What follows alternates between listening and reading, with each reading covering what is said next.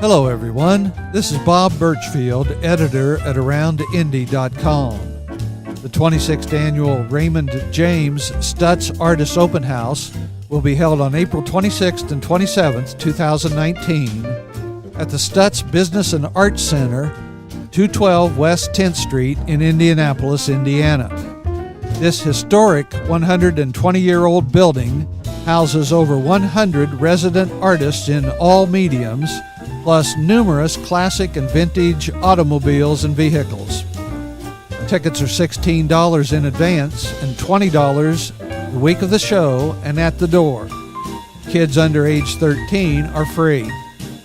Now here's a personal message from Turner Woodard, owner at the Stutz Center, inviting you to attend this year's open house. Hello, I'm Turner Woodard and the owner of the Stutz Business and Arts Center, and inviting all the listeners to come to our 26th annual Stutz Art Open House that will be held April 26th and 27th. We'd love to have everyone come down and experience this wonderful old unique factory scene. Welcome.